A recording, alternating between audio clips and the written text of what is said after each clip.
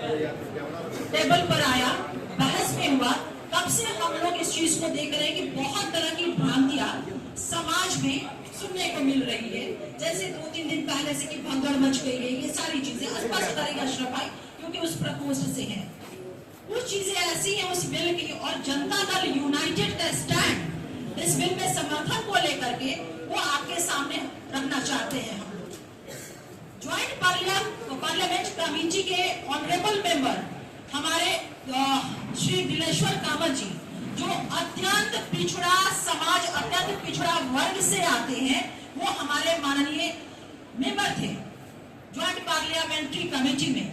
और जनता दल यूनाइटेड का जो कंसर्न हम लोगों ने आदरणीय दिलेश्वर कामत जी के माध्यम से, जो पार्टी का कंसर्न था, जो हमने सुझाव दिया था, उस सुझाव को अक्षरशः पालन किया गया है।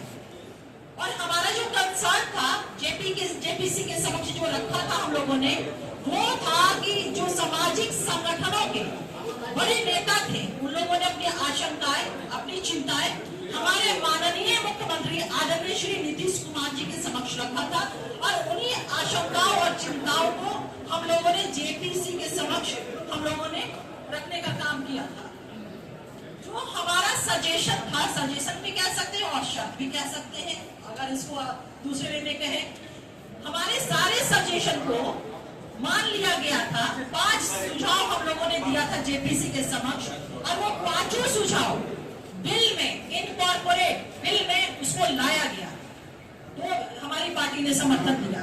पहला जो हमारा सुझाव था, जमीन राज्य का मामला है, लैंड स्टेट मैटर है, और इसलिए कानून में भी यह प्राथमिकता बरकरार रहेगी। अब सोचिए कि जिस राज्य का, जिस प्रांत का, जिस बिहार के माननीय मुख्यमंत्री श्री नीतीश कुमार जी मुख्यमंत्री हैं, वहां पर जमीन को लेकर के जिस तरह से बातें उड़ाई जा रही है, कही जा रही है, भ्रम पैदा किया जा रहा है, कहीं कोई इस तरह की बातें हो सकती है क्या?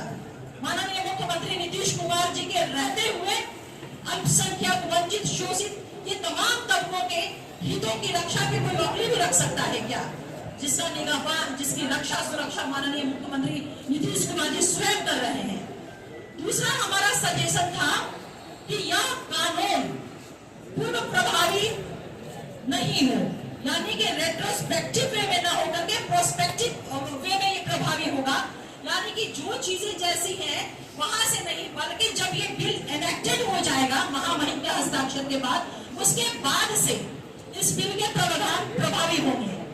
तीसरा सुझाव हमारा जो था सजेशन, वह कि अगर वक्त की कोई संपत्ति रजिस्टर अगर नहीं है, लेकिन उस पर अगर कोई धार्मिक भवन, जैसे कि मस्जिद हो गया, दरगाह हो गया, ईदगाह है, कब्रिस्तान है, जिसे आप लोग सुनते होंगे कि लोग जो चिंताएं व्यक्त कर रहे हैं, भ्रम फैला रहे हैं कि सब जो है वो बर्बाद कर ली जाएगी, हमारा सब खत्म हो जाएगा।